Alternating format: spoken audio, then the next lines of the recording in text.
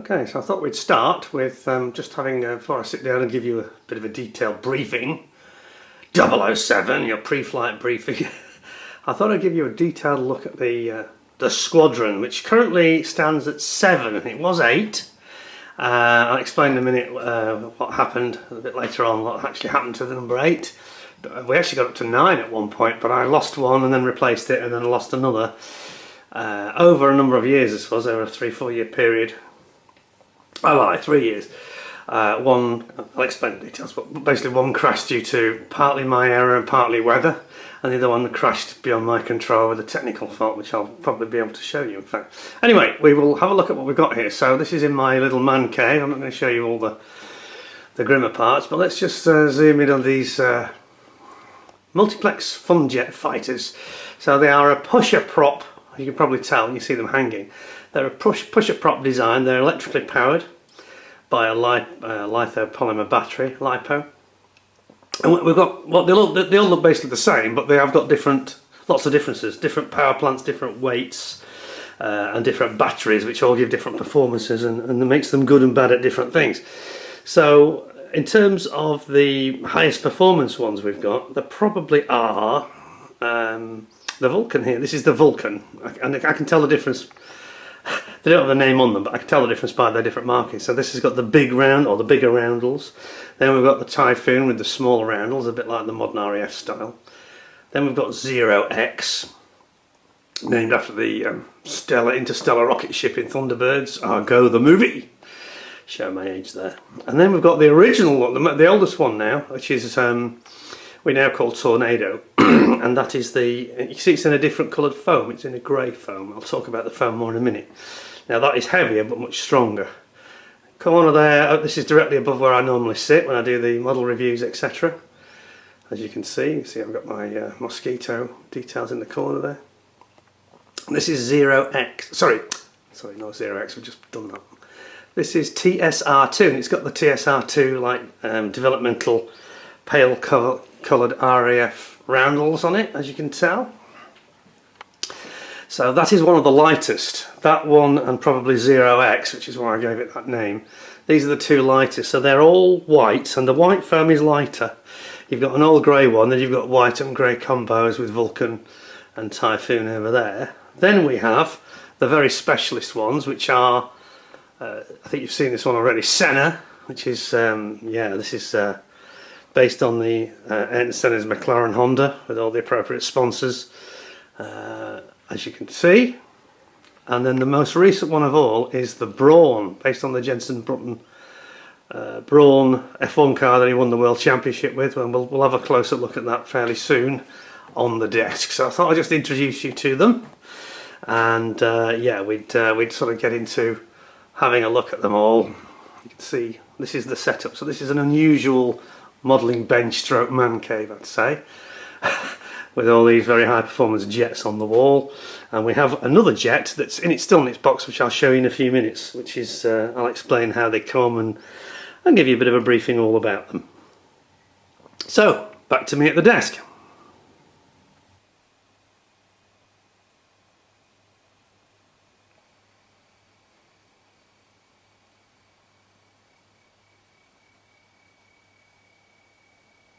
Hi folks, welcome back to the channel. Thank you very much for joining me once again. You are always most welcome. Well, and now for something completely different. So, I obviously did a little trailer of I think it was a 6-minute video thereabouts, giving a bit of a flavour for my radio controlled jet squadron, the 50th Tactical Fighter Wing. So cool, by the way, because I set it up when I was 50. An interesting and unusual hobby, and it's, to be honest, I think it's a hobby that's sort of dying out a little bit, which is quite sad. And I think one of the key reasons that that's occurring, if I'm honest, is there's been a lot of problem. Obviously there was, some of you will recall there were issues with drones that were being used very irresponsibly around Gatwick Airport in particular and other places. Whereby they actually shut the airport down, and I think it was 2019, December 2019. Very stupid, and the people concerned should have been jailed, really. These things are not toys. Unfortunately, some people will just be irresponsible, whatever, you know, whether they have, I don't know, air guns or drones or anything at all that has got any element of risk. Some people will behave irresponsibly with them, and it's very sad that, and this is the real issue I think that's caused the problem, why that this is on the decline now as a hobby. Basically, there's always an overreaction. It's a bit like at school. You have a naughty boy in the class at school, and the teacher decides to punish the whole class for, you know, something that one individual has done, and that is exactly what the government did in the UK in 2020. Some new legislation came in late 2020, and now you have to. I mean, for me, it was never an issue anyway. Some of you will have seen my videos, and I'm going to show you some more today. But I fly in a completely nil populated area on farmland. There is a farmhouse and some houses nearby. We generally don't fly close to those. As you've probably seen, I fly over open farming agricultural land. I don't even fly over the canal, even though you can see it in the background there. So I was never myself putting anybody at any risk at all. And also I was a member of the British Model Flying Association, which I strongly recommend to anybody who wants to fly drones or aircraft, RC aircraft, because they insure you, and I had £25 million worth of insurance, which is what you'll get if you join them as well. So, you know, irresponsible people do irresponsible things, and responsible people don't, basically. So I have permission to fly on this farmland at a shotgun school locally to where I actually am. I have flown there on days when the school is in operation, but most of the time, the vast majority, you'll see the footage, that there's usually no cars in the car park apart from mine.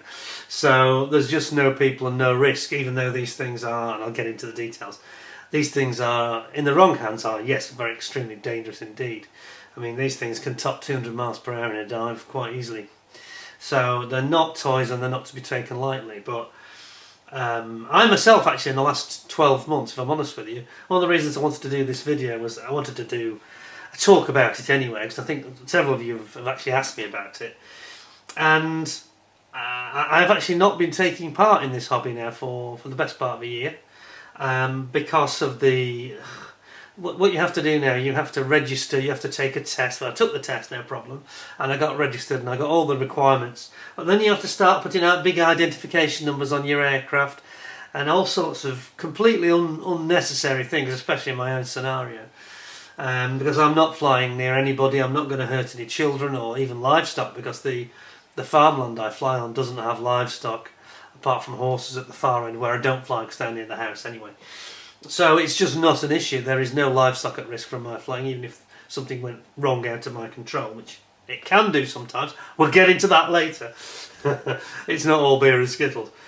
But it's a little bit off-putting, and they've made it very difficult now for people to join the hobby. There's lots of extra regulation.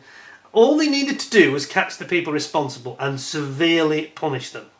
Yeah, that's what they should have jailed them, like I said. Instead of punishing everybody and all the people like me who have been completely sensible, think about safety, take precautions and do all the right things and have got insurance, they've all been punished as well. It's quite ridiculous. But you get this, of course, don't you? It's like, you know, with a lot of things, it's like with driving, you know, having fast cars and things like that. It's the same thing applies sometimes. You know, they put in speed limits to, instead of punishing the people that are responsible for speeding or bad parking and all these kind of things, they punish everybody, you know. Anyway, enough of that, but so I haven't been doing a lot of it just lately, if I'm honest, but I must admit my enthusiasm now, I've decided to do this talk, is coming back, so I think I'm going to be back in the saddle pretty quickly. So we're going to talk about the aircraft, and you've seen the little intro I did where I showed you the 7 I've got now. There used to be 9. In fact, I've actually had a total of 10 of them, all the same model. What you see before me is probably the last, not the very last, I think TSR2, the one above my head there, with the light coloured roundels, that's the last one, but this was, I think, was second last. And then I did the 2 Formula 1 themed jets. You've seen the Senna one, I think, already, and the trailer, and this is the Jensen Button Braun GP themed one with all the appropriate addendum of decals and sponsors and all that sort of thing. Some you've probably never heard of.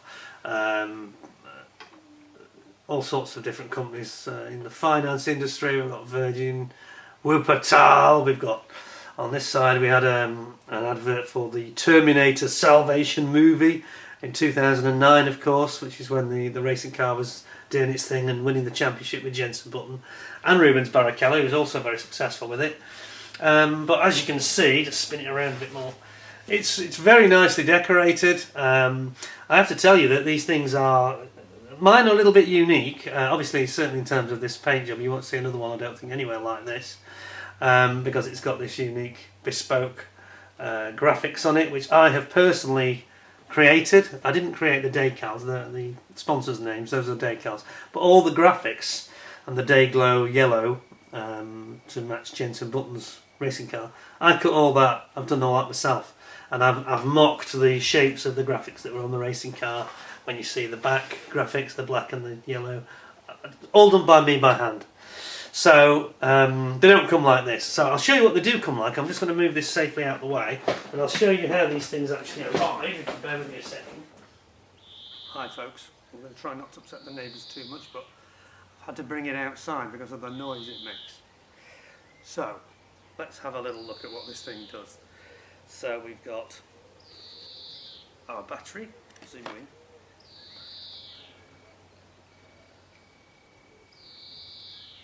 Slow on the zoom. We've got the battery here installed, as you can see. 4S, 4 in series, the most powerful version. I'm going to connect it all up. Like so. Give me a second. Make sure you're in the right sequence. You've got to power on your transmitter first. Then we can put it on.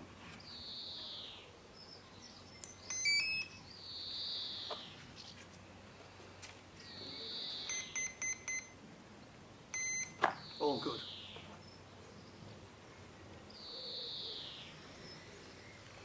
So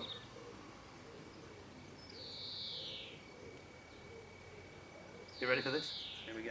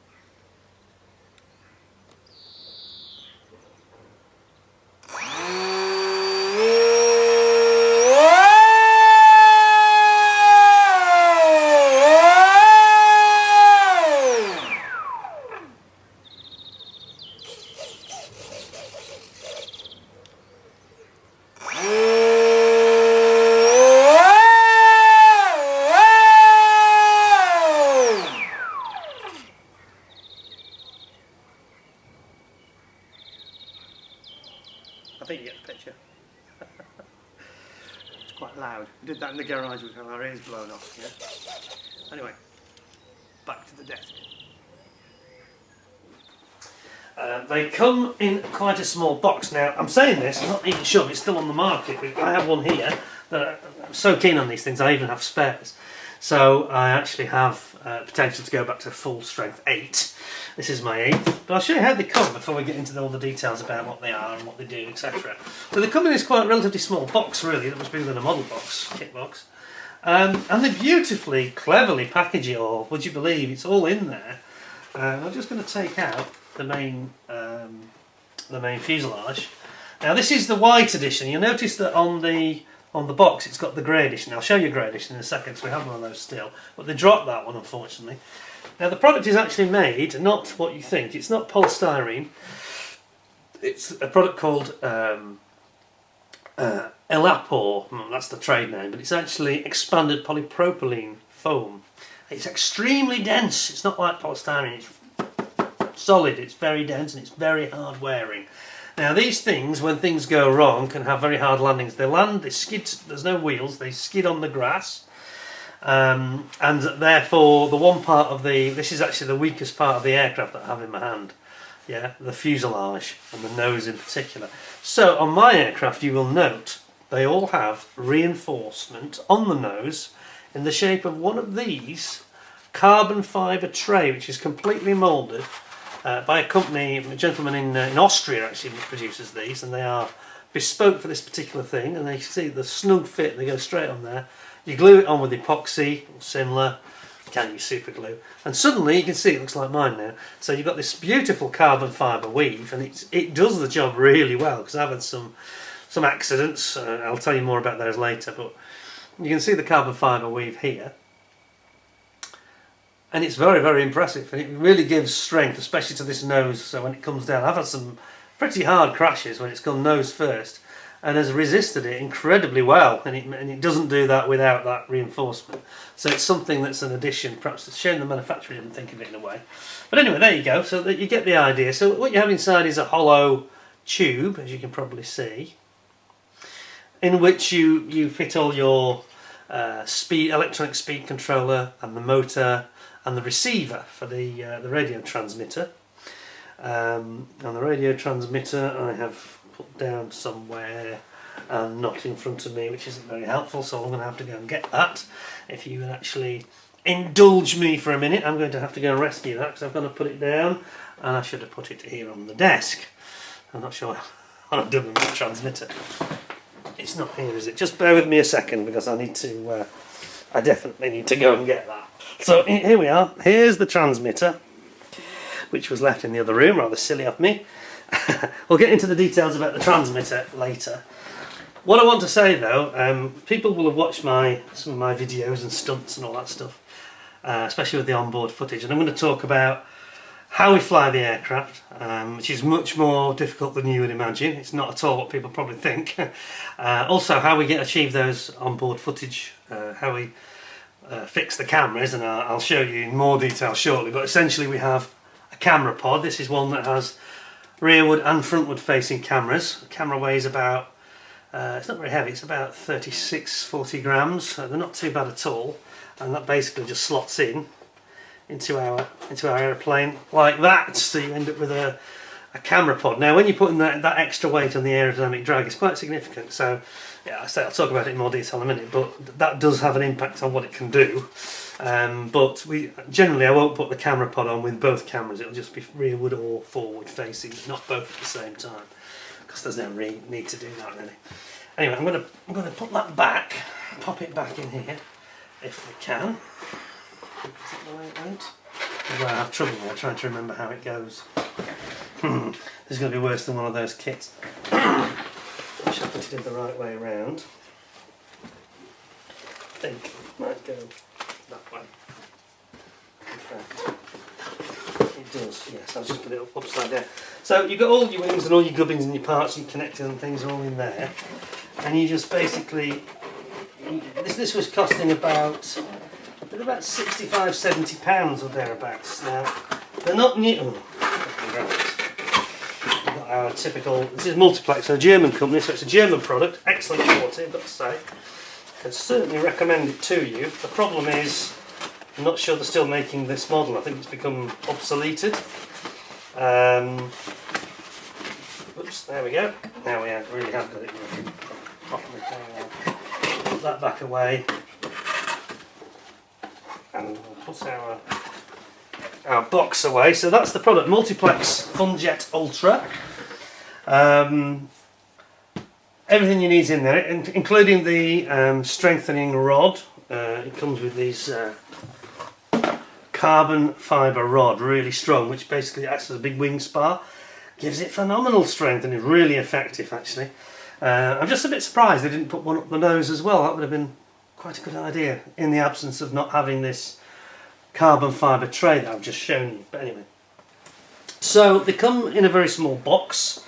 Now you get to choose what kind of motor you have, so we'll get into talking about that and the differences between them. And I'll also bring over for you the one that you saw in the picture, which is the grey foam. Now there is a difference here. The density, this is actually the oldest one of the 8, but it has had a bit of a bump. I had one incident where we had a bit of a crash. I'll zoom in so you can see warts and all. So this is the one and the only one that's had a bit of a bump. Can you see on the nose there? We've got a little bit of damage, a little bit of repair work's been carried out. I'll just come back a bit. Here we go. You can just see slight slight kinking there in the nose, and here we've had to, it's been taped and glued. But this is an occupational hazard, especially when this was one of the early ones, so it's bound to have a little bit of a, just, that's the only knock on it though, that's the only time it seems to have actually suffered, so it's not too bad, to be honest. I don't think I shouldn't get too down on myself. But you know, you can see here, if I zoom back and give you the full frame. So what we do is, there's several elements to it. Irrespective of the colour or the scheme, all my aircraft are the same. So they have the black carbon fibre protector, which acts like a skid for landing on the grass. Black bars under the wings, as you can see, they have black bars, always the same, so that every aircraft looks the same underneath for orientation reasons. And this is really important because, okay, it's a bit big in the frame now, but this in real terms is tiny.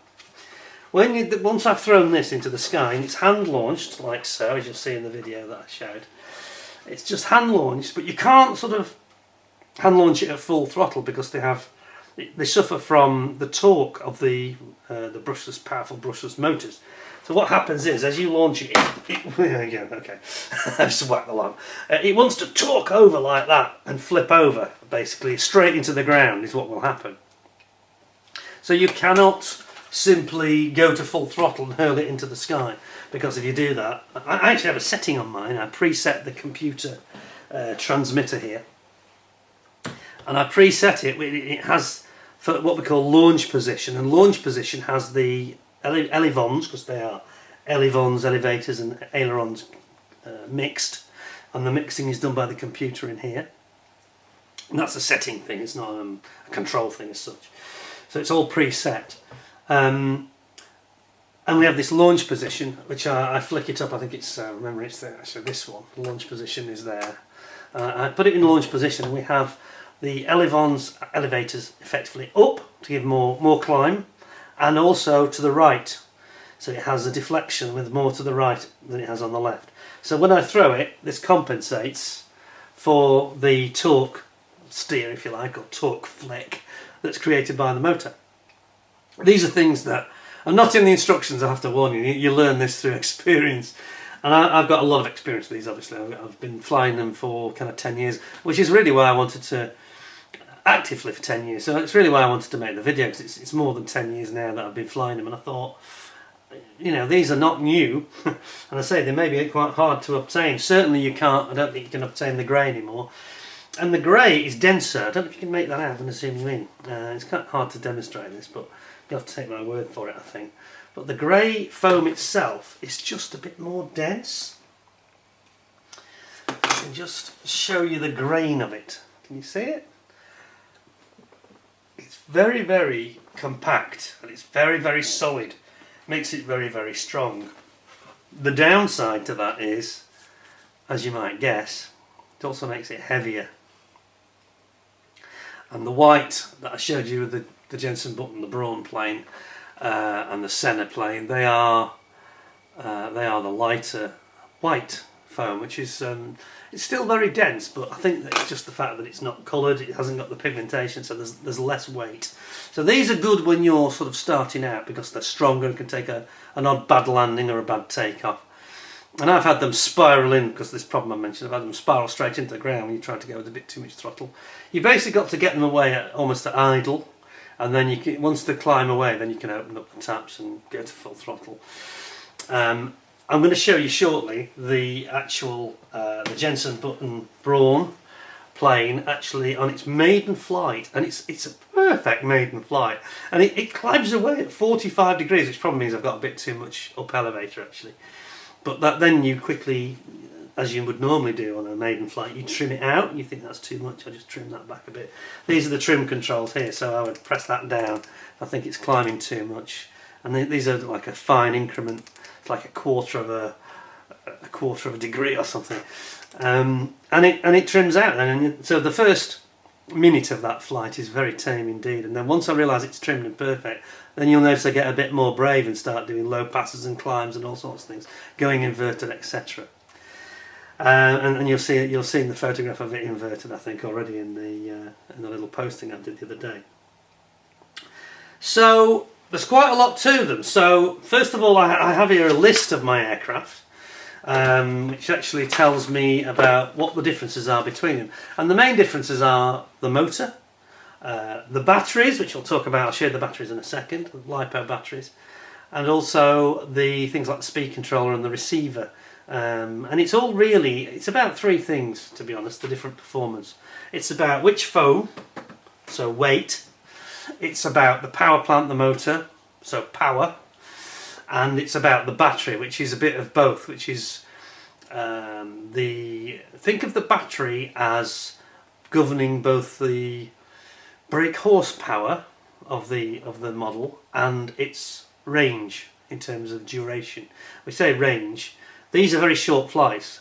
Each flight doesn't last more than 5 minutes max. Yeah, some of them are 3.5. So it's a very dynamic, active, high energy, high drama flight, really. And you'll have seen that, some of you that haven't seen my videos before, probably quite shocked by it, really, especially when you're on the ground and it comes past you. Most of them, this has actually got a slightly lower revving. This revs to about 36,000 RPM, but the Senna and the Brawn and the Typhoon, the one I showed you demonstrated revving it in the garden, they're revving up to about 50,000 RPM. Hence the noise, and that's why I couldn't demonstrate it here, because it would probably blow the microphone and blow your ears. So especially if you're wearing headphones listening to this, it'd be too much, really. So they're remarkable. So basically we've got the, it's a 2.4 gigahertz transmitter and receiver. So your receiver looks something like this in the plane, which this is what receives the actual signal from the transmitter that the commands I give it. So let's just, there we go. This is a high-tech Maxima 9, so it's a 9-channel. Now I'm not using this one because it's got more channels than we need. We only need, basically we've got 3 channels on this. We've got elevator, and then this is why they're very simple in a way. There's not a lot to think about because you don't have any gear, or you don't have any rudder, you don't have any flaps.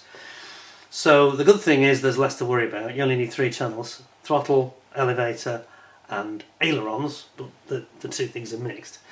So a 9-channel is more than you need. That would be okay for like a Spitfire with flaps and rudders and gear, undercarriage going up and down, all that kind of thing. So that's why it's a spare basically, but it's still very light. I mean, that only weighs I think it was 6-7 grams. It's really light, and that's what you want with these. You don't want, weight is your enemy. So on the good side, they're relatively simple in terms of operation, but they are fast, and things go wrong very, very fast. And I'll show you now a clip of the Vulcan, which is another one of the ones that's grey and white mixture.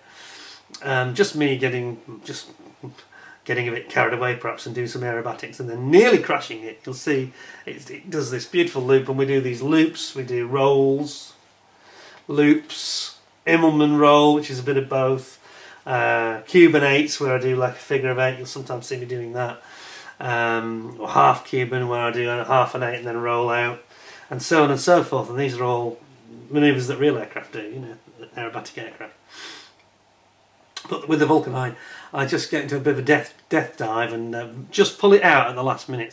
I got away with it while having quick reactions. Another thing you need to know: these are not models for beginners at all. You can't just. I tried that actually, one of these, when I was still not very proficient as a flyer, and had a different version of this called the Twin Jet, which had 2 engines, and it was actually better for a learning process, but I wasn't quite ready for it. I had lots of crashes. Now these days, in the last 10 years, I've only had 3 crashes that were terminal. One of them was this was the very first one of these I had, which was red, white, and blue. And it was, I'm trying to remember, it's so long ago, it was about 2011. And a chap and his, you don't normally have any witnesses or anybody around at all, but a chap and his children came up and said, is it alright if we stand and watch? And I said, yeah, as long as you don't disturb me while I'm flying and stand behind, and don't go anywhere else because of the danger, And they was, oh yes, we will. And I ended up very spectacularly crashing this, but nowhere near these kids. It was way off in the car park, and there's no cars there. And it was due to think I'd actually overstressed it. I think I'd just gone too far. Perhaps showing off, I don't know. But I'd overstressed it and I couldn't recover from this sudden pull up I was trying to do, and it went into the ground and it was smashed to bits, you know. So that was pilot error. But you learn, you think, well, I won't do that again. And then the only other 2 times I've lost them, and I've got the proof here, there's the Viking, which you'll see doing its low-level strike video. That was a remarkable aircraft, which I'll show you in a second. In action, here it is, what's left of it. So this is what always survives, the tail and the wing always survive. We've got our carbon rod there as well. But this bit always survives, and it's the same with the other one. This one failed, by the way. This wasn't my fault. I remember I had a problem with this, it just suddenly went wrong. And then I realised later that the connector on the battery, which gives power to everything, the motor and all the controls, it must have been a bad soldered joint, and it just came away with the aerobatics, and that was the end of the connection. So it just dropped out of the sky and was smashed to bits, unfortunately, as you see. But it's great for spares because it's still got you've still got your elevons all working. Zoom in a bit more for this. So you can see here, you know, it's got very good aerodynamics, these things, and it's got this very short throw, so everything's very direct. And there's that servo in there. I'll show you the servos in a second. I'll get you one out to demonstrate. In fact, we have one here. They are very small but incredibly powerful and good high torque servos. So that wasn't my fault. UL, which you also see in another video. But I'll before we talk about UL, I think I'll let you see the Viking, which looks a bit like this one. It's all grey. I think you'd like to see this, because this is when I was getting very confident before I had this accident and got wrecked. And it was from a video I called Low Level Strike, and there were people on that day who were watching, so I was hamming it up for the audience a bit, but it was all very safe and no problems at all. It gets really low, and then I do these full throttle acceleration climb out, like afterburner climb out almost, you know, and it's spectacular. It's a shame in a way that some of the video footage I've shown you of the aircraft from my perspective, and they're filmed, by the way, with the camera on top of my helmet. They're not very good videos in the resolution, etc. And I think when you're watching it on YouTube, you're going to be struggling to see the aircraft, but it is mind-blowing, mind-blowing. I had, on the day I mentioned when I did this low-level strike, I had 2 gentlemen, I think they'd been to the shotgun school, and they came over and again said, "Do you mind if we watch you fly this thing?" And I said, "Yeah, again, yes, please, no problem, but please stay behind me, out of my line of vision, so I don't get distracted. And don't move from there during the flight, because it's dangerous, you know." "Oh, yeah, no problem." Well, they was like, "Oh, this is going to be great, you know."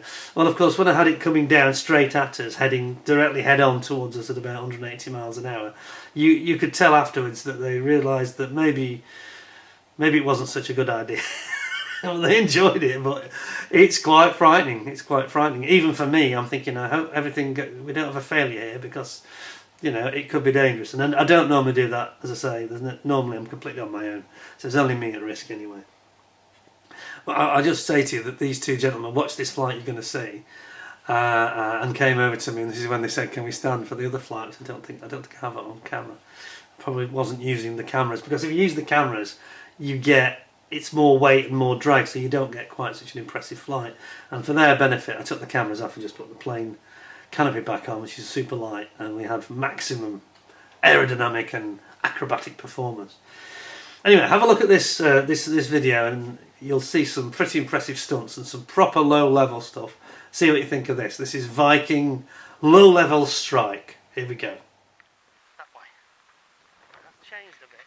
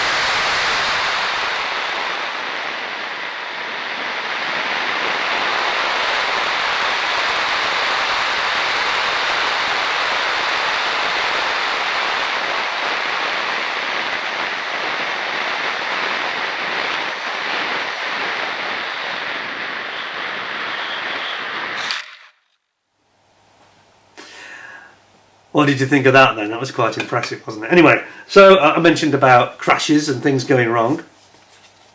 Now, I pride myself on not crashing. It's almost, I think with these, it's a particularly heavy responsibility because they are fast, they're low, and they are very agile, and you can get into trouble with these really quickly. And you know, they're quite frightening, you know, because of the noise they makes a noise. Some of these high revving ones that do 50,000 RPM. I don't know what you think, but I think it sounds exactly like a V12 Ferrari race car engine. It just has that same pitch. Absolutely incredible, and it's exciting, you know, and you get adrenaline flowing when you're flying. But I did a bit of pilot error, part pilot error and part due to some rather unusual conditions, which is why I lost UL. Now UL had two. He was living on borrowed time because we had an accident. There's the. I've got two of these. That's all that's left of it. It had an accident. Which was on film with a rearward-facing camera, which I called. It's about 6 years ago. I called it "falling from the sky" because that's exactly what happened. And this definitely wasn't my fault. This was only happened to me once. I had an actual motor failure where the motor burned out in the middle of the flight. So it's quite hard to see. But when you watch this video in a few seconds, as it starts to climb and goes vertical, pulls away, look very carefully at the prop and the motor at the back in the middle. And you'll see it starts trailing grey smoke, and I could see this from the ground, this sudden trail of grey smoke. I thought, uh-oh, that can't be good. And it did a loop, I rolled out, and then I tried to go around and I realised there was a problem, so I think I better land. And I didn't quite make it, but I got away with it because the farmer had this field of barley, and it was about 5-6 feet tall. And I actually just didn't quite make it to the field, just short, literally by about 5 or 6 metres. So it was quickly recovered because you'll see it drops into the barley at the last minute, and suddenly all this barley surrounds it, and the camera's like, oh, what's going on? It's quite funny. But see if you can spot the smoke trail, because it trails smoke, and then the prop starts to feather, and that's when it's gone basically, and it just conks out. And it's nothing to do with anything I've done. It was actually just these motors, a lot of them made in China, and this wasn't a very good one, I don't think. And I was doing a lot of high energy acrobatics and demo, low level strike demo, you know, with UL, which was ultra light, it stands for, by the way. I'll get into that with the list in a minute, but have a look at this one, falling from the sky. See if you can spot the smoke trail just before it all goes wrong, and see what you think of this. It just goes to show you that accidents will happen. There you go, have a look.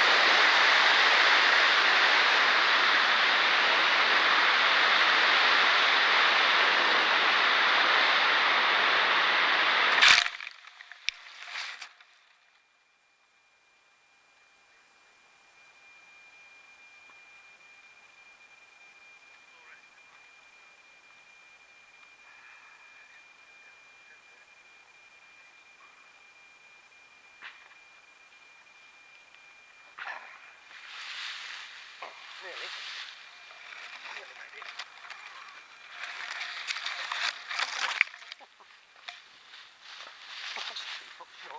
Oh, that's a nasty smell of burning.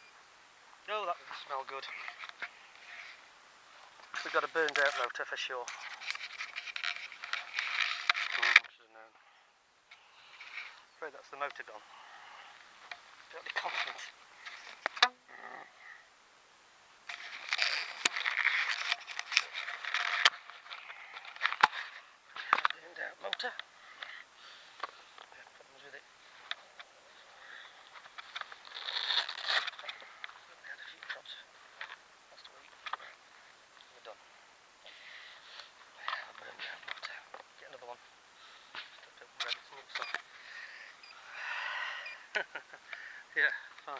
actually been quite spectacular. Any damage? I don't think so. I think it really landed the barley nicely.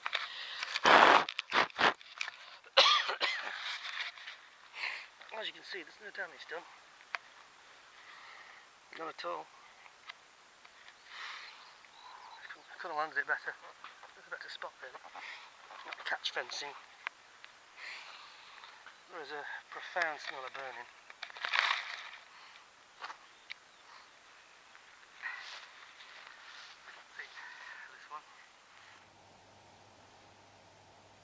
Okay, well that was falling from the sky. Did you like me rescuing it from the barley, and then it stunk of burned motor? It was obvious what happened. I saw the smoke, as I said earlier. You can see the smoke. It was obvious that it burned out. But that's only happened once in 10 years, so it's not common. So that was one. And then we finally lost UL when I flew it a few months later, and it was on a strange day. I was there on my own on a Sunday, and the sky was quite warm weather in August, and it got very hazy. It almost felt like it was going to get thundery. And I was watching the aircraft, and I can't stress this enough to you about these things. You get a flavour from these videos when you see it screaming past and then vanishing and going into it. You can hear it's going into the loop and you can barely see it. You've got to have good eyesight. Now mine's not the best these days, but my long-sighted vision is quite good still.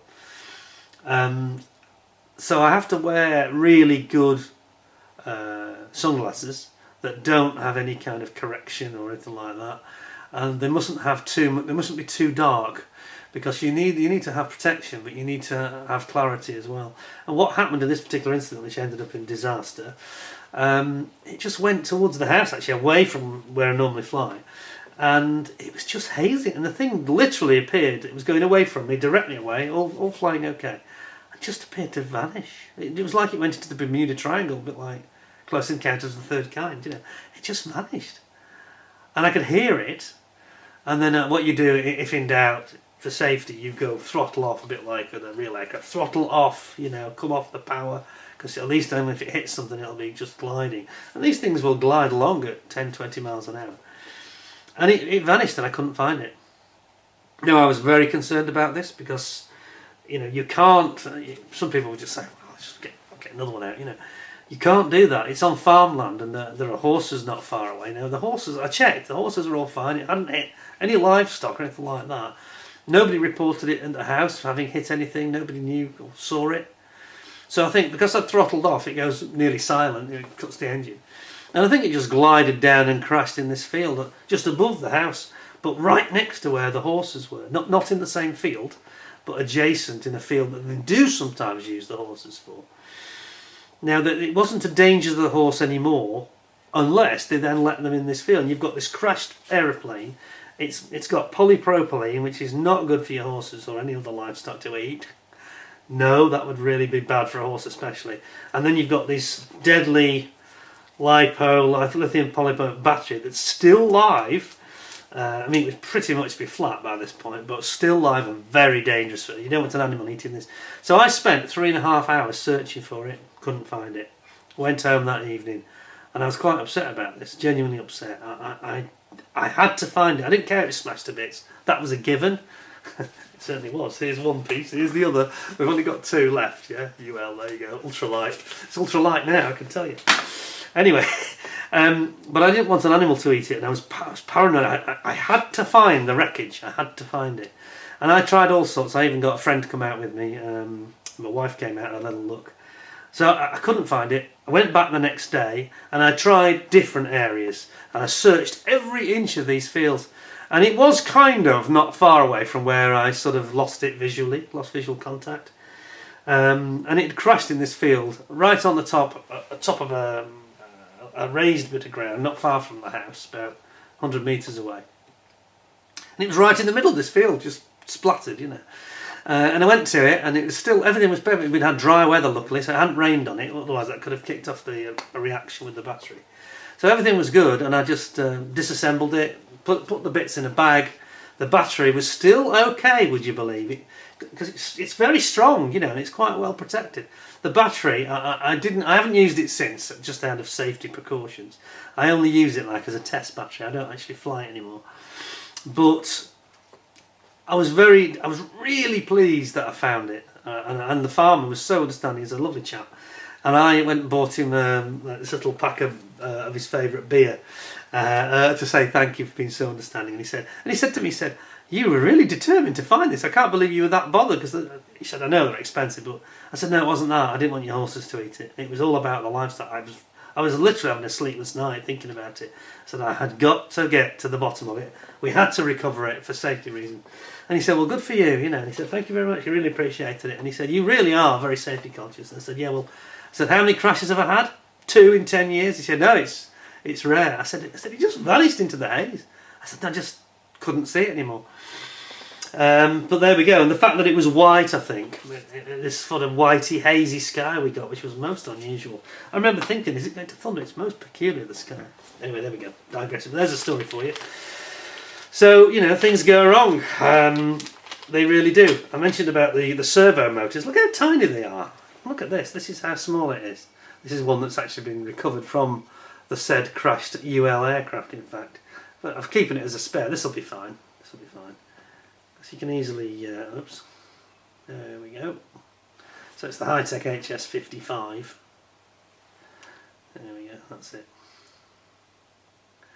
And they've got this very torquey little motor, and of course then they're on the arm, as I mentioned. The thing is then, whoops, so you've got the little control arm, the servo's underneath this hatch. Now again, for safety reasons, you'll notice how I've taped that hatch down, because I don't want any possibility of that coming off in flight. They don't actually tell you to do that, but I just want the extra security. So there's your elevator up, or your aileron up, to make it flick to this way, and down and make it go that way. So yeah, as I say, it's not always beer and skittles. I have had a couple of crashes, but genuinely, amongst all the other flyers I used to fly with, I'm probably the lowest ratio of crashes to flights of anybody I knew. I'm sure there are even better people than me out there that maybe I shouldn't have lost that one I'm going to tell the story about, but it's very, very rare. But it's not a game for older people, this particular type of aircraft, even though many older chaps are very big enthusiasts for radio control model flying and are brilliant at it. Lots of experience helps. But the problem with these is about eyesight, and I'm probably thinking that in the not too distant future I might suffer and be losing, you know, that ability to see. Or all you need to do, I think, is develop your style of flying and come closer. Don't fly away so far, because you see those videos, you know, you'll see how far away I am. You'll see myself standing in the field. There's only me. I am the individual you can see standing, and even in the Jensen Button Braun maiden flight, it zooms away and I become a dot so fast. You know, the acceleration, the distance it covers is quite incredible. Anyway, show you a few of the things. First of all, talk about the various differences. So we've got them in terms of performance, these things. This is probably the slowest, but it's not slow. So that is the Tornado, and that's capable of about 140, 145, give or take 5-10 miles an hour tolerance on these things. They're fast though, you know. People have even done Doppler tests. So these numbers I'm quoting are not just plucked out of the air. They're based on the combos and what they can do, as tested by the people who've actually measured them. The fastest one is probably the Typhoon, the one I did the demo of, revving it up in the garden, and that's capable of about 185 miles an hour. So that's as fast as a Formula 1 car, basically. And it'll do 200 in a dive, and the rest, you know, no problem at all, no problem.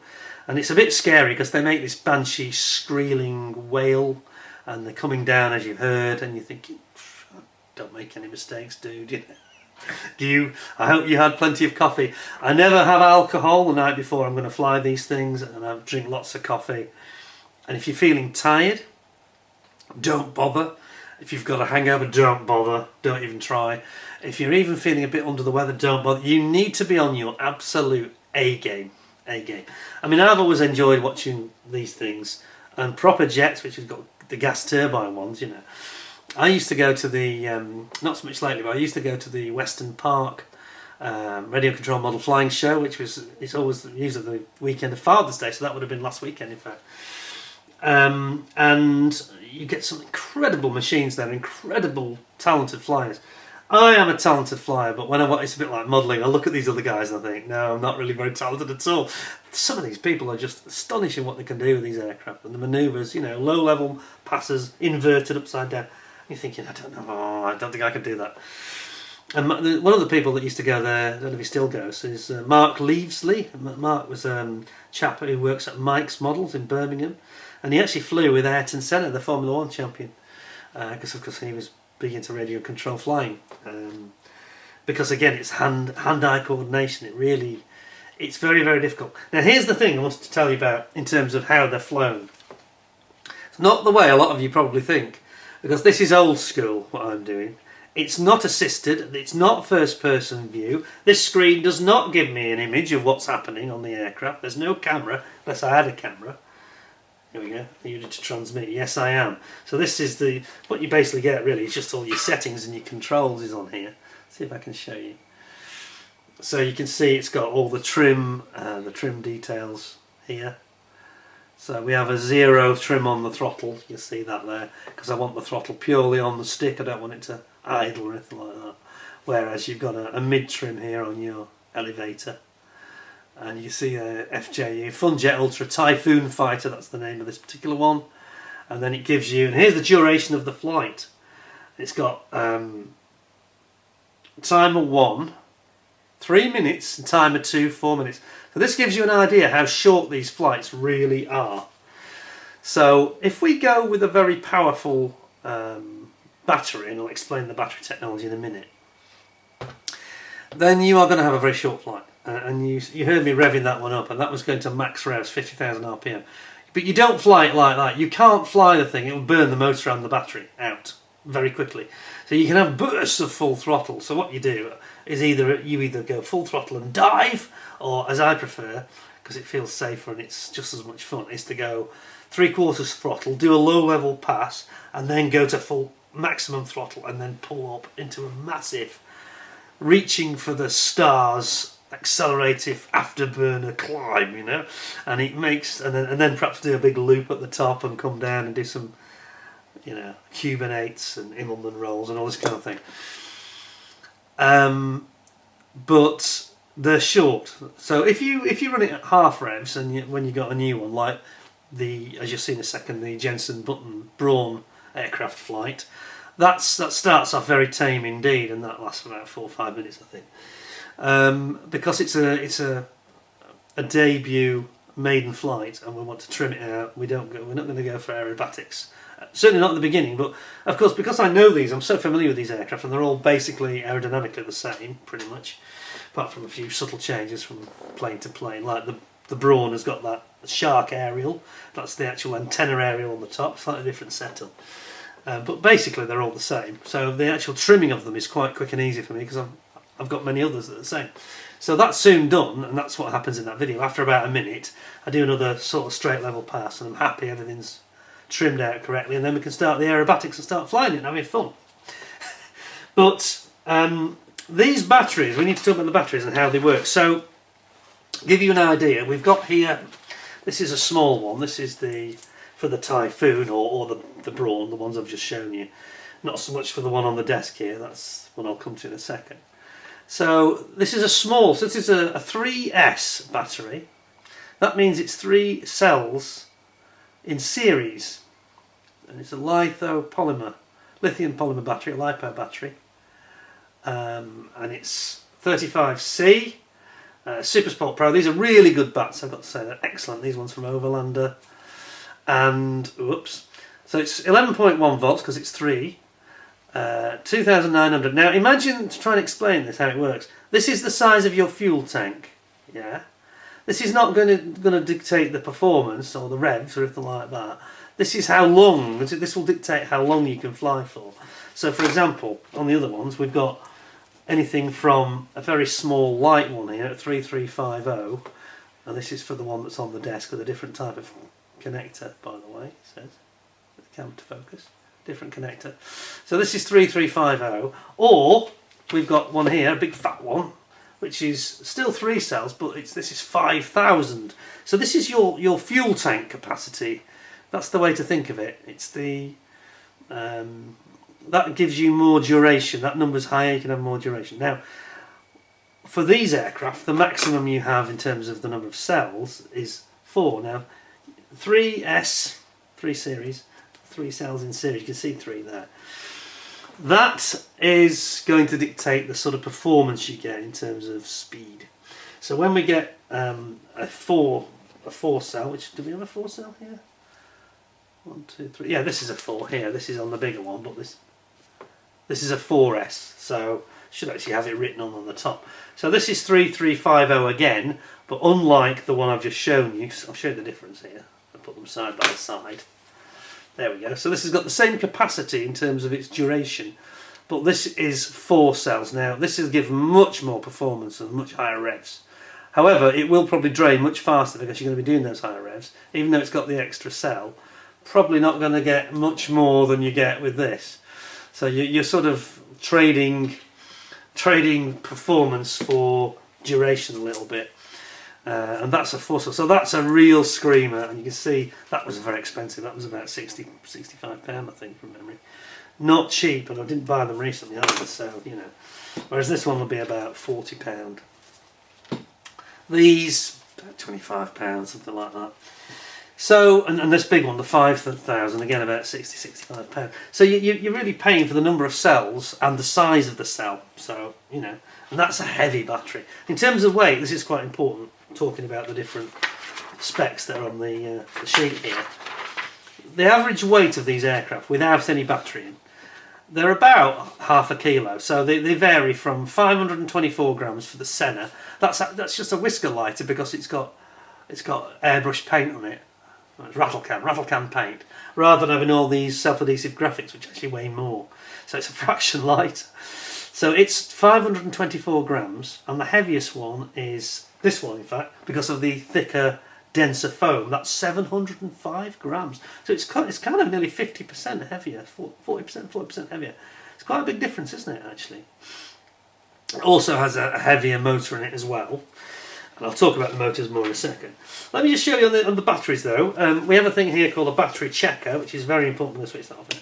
Let's put the radio control to one side. We have a thing called a battery checker, and if we get the right battery. Let's use the Type here, the small one. So what you do, you connect it up to this, and it basically tells you how much capacity is left in the battery, how much charge in effect. So if I connect that up, this has got 15%, so that's in its minimum state. That's in its storage state, if you like. Now these things are actually, by the way, I should just say, they're very, very dangerous if they're not handled correctly. These are what happens, you know, what can happen with these is what happens with some of these electric cars that go up in flames. Or, you know, people have these electric scooters and they have fires and all sorts of things. You must have the right kind of charger specifically designed to charge these and to discharge them and to put them into storage, which is usually about 15 to 30% thereabouts. They have to be at a low level of storage in its storage mode if you're not using them. You don't leave them fully charged, and you don't leave them empty because they become completely unstable and you get a massive chemical reaction. I've seen these go up. It's like a hand grenade going off, and you can't put the fire out. They're almost impossible to put them out. And we used to joke and say it creates a black hole when it goes off, basically. It's a slight exaggeration, but I've always referred to these as thermonuclear batteries because they are volatile, okay?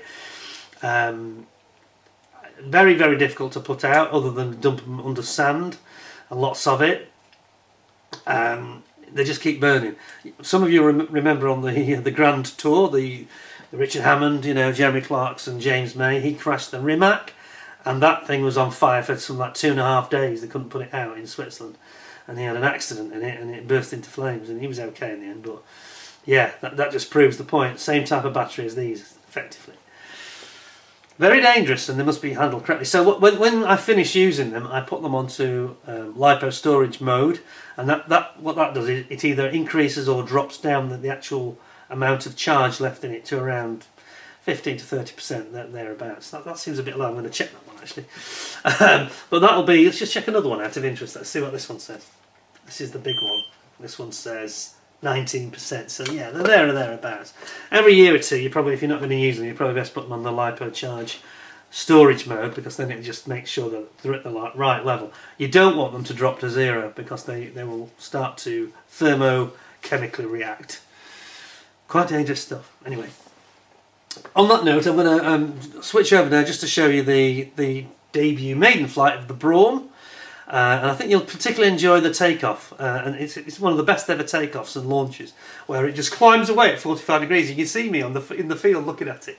Absolutely brilliant. So why don't we have a look at that now, see what you think. And you'll also see, after a minute, I get confident, I've got all the trim and the adjustments settings right, and then we start some proper climb outs and some proper inverted aerobatics, etc. So see what you think.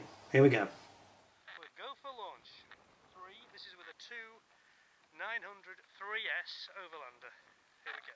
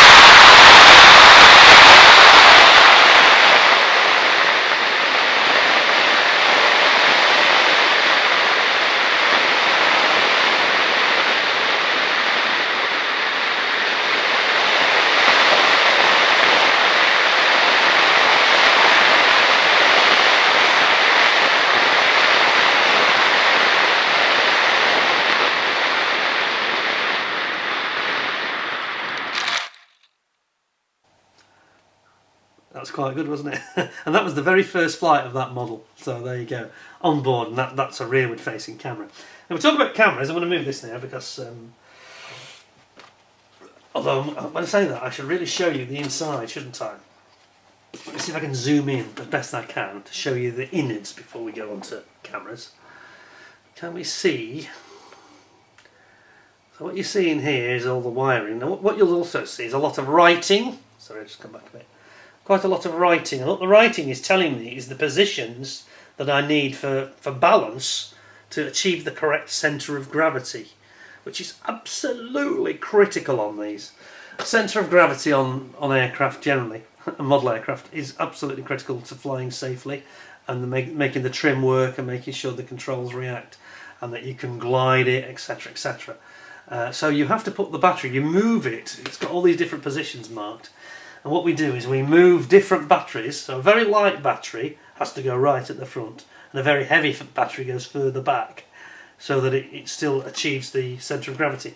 Underneath this aircraft you'll see, if I can just zoom you in, you can probably just see there's a little dimple here. Can you see it? I think it's, is it there? Yes, here. This. That is the positional marker for the centre of gravity. So what you do is you put your fingers there, can't really do it now because it's got no weight in the front, but when it's got weight in it, you hold it there and it must be completely balanced so that when you basically hold it in your hand, it doesn't flop forward or rearward, and then you know you've got perfect centre of gravity. And so all these markings here, and you'll see this in all of them, they've got all these different markings to tell you which battery goes where to achieve that perfect balance and centre of gravity. Absolutely critical. So I was going to show you the inside. So if you look very carefully, you can probably see that we've got the receiver there. You can see the connector, that's the green bit, that's the connector. And then behind it here we've got the receiver, and then that connects to the electronic speed control, which I'll show you in a second so you know what I'm talking about. And we can't really see very much more. Around the back though, if we look at the back, here we've got our propeller, which we'll talk about separately. You can see this has got a big blue motor attached to this back plate. Blue, and it's an outrunner. It's a brushless motor. And you can see that the actual exterior body of the motor rotates as the prop rotates. Can you see that? I'll try and get it still for you. Yeah. Now this particular design, I have had some issues with them, only not the quality of the motor or anything, but because it's so damn tight in there, we've had a couple of issues where we've actually got the wiring gets the wiring actually gets chafed by the rotating outer body, and that's why on like the Brawn and the Senna and the Typhoon, the one I showed you revving up in the garden, they have a smaller diameter motor, so we don't have any contact with our own wiring, which can be a problem. Now that could actually have explained one of the problems I've had with some of these crashes, to be honest. But I've actually managed to be pretty sure what the nature of each crash was, and that wasn't actually a cause yet. But I've got, in this one even, there's a little bit of chafing. That's quite bad. But there's just no room. There's no room. The wire is so close to the outer body of the actual motor. It's like the engine is too big diameter-wise. I'm going to move that over here, if you just excuse me. But I'm going to talk now about the motors and things and how it all works, really. So I've actually got one here. This is from the Viking, which you've just seen doing that low-level strike video, and this is the actual motor and the back end that I've just been showing you, actually taken out of the aircraft. So you can see here exactly what I've just talked about. I'm going to see if we can get the camera to zoom in here. And you can just see this external rotating can of the motor, the outer body. And can you see very carefully on the red wire, if you look very carefully, I can get the light right, you can see it's a bit chafed because it's touched against this rotating motor. And it's kind of and this is the recommended motor by Multiplex, so they kind of a bit of a design flaw really here, because they should have allowed for that or had some sort of a clip to hold that wire away. So what I've done is I've started to either use a smaller diameter motor. It's a very good motor, this, and not cheap. Excellent quality, by the way. These are German, so they don't burn out. None of these have burned out, I can promise you. And it runs at pretty high revs. As I say, this is probably 36,000 RPM or thereabouts. You can see the external body with all the, you see all the little magnets, yeah, because it doesn't have brushes in it. It's got magnets directly next to the commutators. Anyway, I'm not an expert on these, how these actually work, but so that's the motor at the back end, and it pushes obviously one of these propellers. And we also have I've got a whole raft of different sizes of props which apply for certain motors need a different size of propeller. Here's one that's got a nice blue shroud around it. But one thing that's very important with these, and I'm not sure you can see it on this particular one. This one got it? Yeah, this one's got it. Can you see it's got a piece of tape on the propeller there? Well, that piece of tape isn't there just, it's not reinforcing anything, or it's not sticking it together. That's actually to balance the propeller. You have to balance them. They must be in absolute perfect balance. Otherwise, you end up with vibration and a lot of problems. And then you start shaking your aircraft to pieces, to be quite honest. Now, the other part of this that's quite important is the actual speed control. And this is the electronics that govern the signal from my radio transmitter in my hand to the actual engine, if you like, the motor itself. Now, this is one of these Chinese ones. It's a 2 to 6 LiPo Hobbywing Skywalker 80 amps. It's quite a powerful one. And this is actually quite a heavy one as well, relatively speaking. You see, it's quite chunky. Some of them are much smaller than this. They really are. They're about half the size, in fact. However, this has proven to be very reliable. And the only reason this aircraft crashed and ended up on the desk in the way it is now was because, as I said, that there was an issue with the battery itself. Nothing to do really with this electronics. So the battery just lost, the connection went, and that was the end of the power. And it powers everything, so it becomes a glider.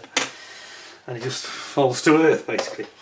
So there we go. So that covers most of the sort of that covers most of the workings. Then we'll talk about cameras.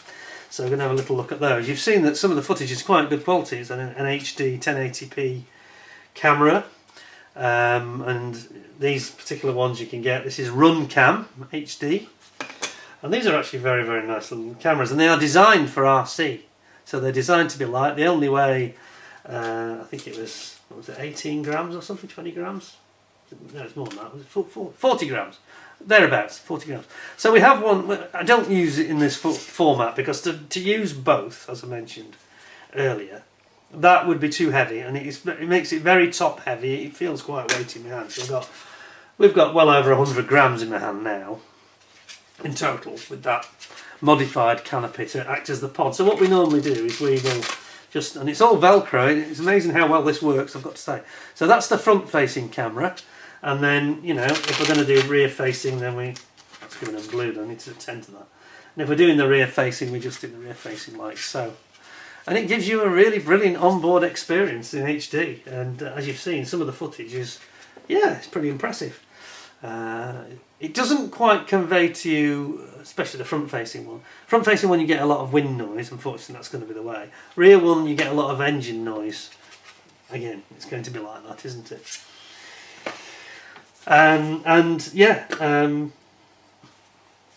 Let me give you some examples of that. We've got one called Into the Blue, where I did lots of low passes on a really beautiful blue sunny day. And it gives you this feeling. I think if I put this to some music, it would probably be quite relaxing to watch. Quite enjoyable. So, see what you think of this. Have a watch.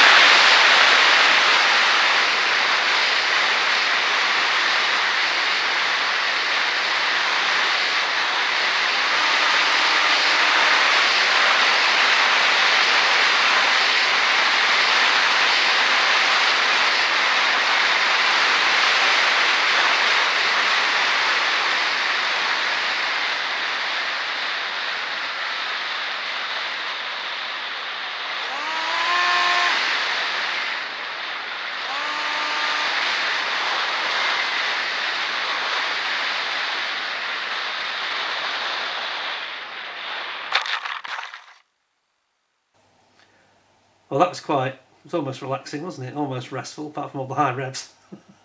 But you can see how fantastic it is. You almost feel like a bird. And the important thing to say about all these models that I've got, which are very similar aircraft from one to another, but there's no first-person view, and this is the thing I can't really stress enough. When I'm flying these things, I just have the radio with the settings on it. There's no camera telemetry to this of any kind. I don't see those camera pictures that you've just seen until much later, when I've downloaded it old school again with the memory card and all that kind of stuff. Now you can get, this is old technology. This is a model. This model range came out about 2007, 2006, 7. So and they may be hard to get hold of today, but I tell you what, for fun per pound, there's nothing to beat them. I mean, people that have seen them, you know, I was performing once on a Monday afternoon on a summer's day, late on a Monday afternoon, about 5 p.m. at the shotgun school, and they were open, and I was doing these when it was a beautiful blue sky, and it was like an air, and somebody came over and said, it's like an air show, it's unbelievable, it's like watching the Eurofighter at the air show, this is absolutely astonishing. And they asked me lots of questions about it, and you know, how much does it cost, and how fast does it go, all the usual questions. And people ask me, how high does it go? Now here's the thing with the transmitter, it'll actually go, I said it earlier in the talk, that they're not very big. Yes, they might look big when I have it in front of the camera, just a foot away, but they're not big in the sky. These things become a dot really fast. If I launch and go to full throttle straight after launch, this thing will be invisible in about 12 seconds, 15 at the absolute most, depending on the wind. And people say to me, well, how do you land it? How do you land it? And there are challenges with the way that you fly these things. So I mentioned about having the black bars underneath so your eye can pick up and tell which way up it is. We have colour on top, we have black and white or black and grey underneath. And we don't vary that because it's impossible for your brain to be able to compute it if you try and, you know, have them all different. It's impossible. You've got to have something your brain can quickly assimilate where it is, what is the attitude of the aircraft. But they get away real fast. But these things would fly, I don't know, maybe 1 or 2 miles away quite easily before losing the signal. But you never have that issue because you can't see it more than about 200 metres away. I think 200, 250 metres is about the maximum that you can see this, even on a really super clear day, you know, with the sun reflecting off it. But on a day when it's not so clear, a little bit hazy, like I mentioned, I had an accident where one was lost. And that was about 120 metres away, 150 metres max, and it just vanished. So that's the real issue, is that they go fast, they go far, very quickly. I've actually ended up one video performing over the canal, fairly, you know, not low, fairly medium altitude. I think I scared the living daylights out of the canal boat, in the narrow boats. But everybody enjoys seeing them and says to me, oh, you're a brilliant pilot. Oh, I'm okay, you know, I'm not bad. I've become an expert at this, in this very narrow field, but I couldn't do 3D aerobatics, that's not my thing. But these, like, it's almost like a Eurofighter jet display, you know, that's what I do, really, in miniature. But the noise that they make is the thing that stirs people and excites people when they actually see it in person. They go, oh my God, you know. And I've seen the joy it brings to people. It sort of gives you a bit of a buzz, really. And the other thing that you need to consider as well is the height I mentioned. You've got to be very careful in terms of safety, as I've said all along. Now, I never go above 800 feet because that's the lower limit for the Civil Aviation Authority for full-size aircraft. And where I fly, we get quite a lot of full-size aircraft and helicopters that come over. Now, again, the fact that these are small is a benefit, a bonus, because you can't go very high anyway, because again, they just vanish. So you have to keep them in vision all the time, you know. But when you're looking at that video, that's not what I see. All I see is a dot in the sky, a little tiny triangle dot. You have to be careful of the wind. So here we've got, I think the battery's gone flat, if I'm honest. It's an anemometer. Yeah, the battery has gone flat, unfortunately. But basically it gives me a readout of what the wind is. And if it's more than about 14 or 15 knots, or miles per hour, say miles per hour, 15 miles an hour or more, I tend not to fly. I have flown up to 20 miles per hour, but that is a strong wind, a very strong wind. And these things get blown all over the place, and you can't do the same kind of display. It's a bit like the red arrows. You can't do it if the weather's not great. But if it's quite breezy, if it's say 10-12 miles an hour breeze, the one benefit of that is it will glide and you can land much slower. I find I can land right in front of myself with great accuracy. And if there's no wind, you can't do that. It comes in like greased lightning, and it's really, really hard to actually judge to get a perfect landing when there's no wind. You can do it with lots and lots of practice, but every day is different. So it's always very variable. So you'll see in some of those videos that I sail way past myself and on another 50, perhaps 75 metres even, because there's no wind. There's no flaps on these planes. There's no way of slowing it down. Once you shut off the power, you are a glider. So you're a glider pilot then. And it's something you have to be very mindful of. And you've also got to be mindful of wind direction because it changes quite quickly sometimes. So you've always got to launch by hand. You throw it with a good throw into the wind, and then off you go. And you can't go full throttle. You go about quarter to half throttle. And then once it's pulled away, then you can go, if you want to full throttle. But you can't fly the whole flight at full throttle because you'll burn out the motor and the battery, and it'll be about 2 minutes long, you know. And it'll be very scary, and it'll upset all the local farm wildlife and all the local livestock. But height-wise, I mentioned 800 feet is the minimum for the full-size aircraft. I never get more than about 500-600 feet, really. Perhaps 750 is probably the highest I've ever been to, and that'd have to be on a very clear day. And as I get older, my eyesight deteriorates. That number will come down because I'm becoming lower and I'm becoming closer. I won't be going as far. So these parameters will reduce because you have to. You've got to keep it under control. It's your responsibility for safety reasons that you don't lose control and let it fly off. That's the worst thing. And it's only happened once, and no harm was done, luckily. And I did the right thing. I shut the power off, and it just glided in. And it glides to a halt. You know, it'll glide along at 10-15 miles an hour. Nothing high speed at all. Bicycle speed, you know. And then it sort of pancakes on the grass. And you'll see from the onboard footage the way it suddenly drops and goes into the grass, you know, and just skids along. I think that that's probably covered most of it. I think it's a very interesting hobby. It's not cheap to set it up, of course, because you buy the radio gear, a couple of £100 for that. The plane, £70 for the chassis, but that's not the expensive part. The expensive part is the batteries, as I mentioned, you know, £60. Then you've got the motor, it's probably another £50, something like that. You're going to spend, the plane's going to cost you about 350 quid all in, with and you've got to wire it up. Everything, none of this stuff is done for you on these particular ones. But of course you can get drones and things now. But I think that people think that, I can do that. No, actually you can't. You need to do what you've seen in these videos, you need practice. I was in a club once, I'm not going to name any names or anything, but I was in a club once and they flew at a cricket field, which was a perfect place for my planes. And I just say that the safety precautions and the way that they went about it was completely irresponsible, in my opinion. And it wasn't long before the permission was withdrawn. And I never actually flew there. And I was really vexed about this because I had a Spitfire, and I never got to fly this Spitfire, this lovely retracting undercarriage. And that would have been a much calmer type of flight anyway. It wouldn't be like these. These are jet fighters, you know. But you've got to be respectful when you've got something like that. This is like a missile, 200 miles an hour missile, and you must be... Safety must come first, second and third in your mind when you're flying them. It's your responsibility. So please don't think that you can just pick up one of these. I mean, with drones you can. With drones, there's all sorts now that virtually fly themselves. People think that's what these are, and they're not. There's no self-flying, there's no autopilot function. I don't even have gyroscopes on these. You can get these gyros now that have been out for over 10 years. And they'll auto-correct, and you'll just let go of the controls, and it will automatically level in whatever conditions, even in a crosswind or a heavy breeze, and it will automatically use the computer.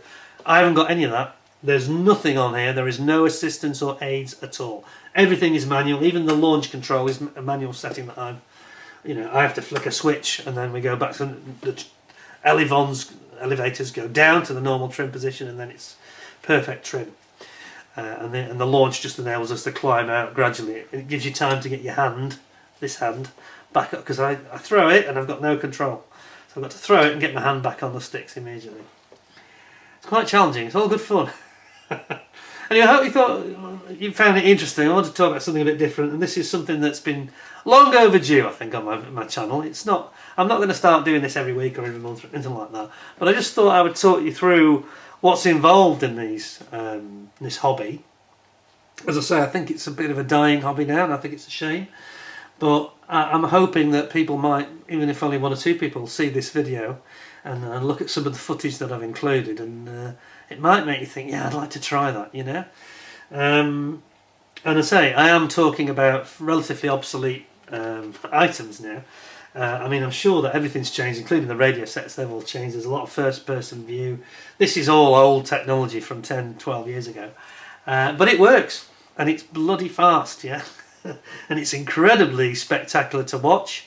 You know, I mean, I could go to Weston Park and I could do a display at Weston Park, no problem. Like a lot of the guys do. I'm quite capable of that now, and I developed my skills over a long time. You know, but it does take time. It takes practice, and you've got to be very scientific and extremely methodical and very disciplined in the way you go about it, for safety reasons. You know. So that's where we're at. So anyway, on that note, I think I'll leave it. Thank you very much for watching. I hope you found it interesting. I think I'm going to end with another bit of in-flight footage.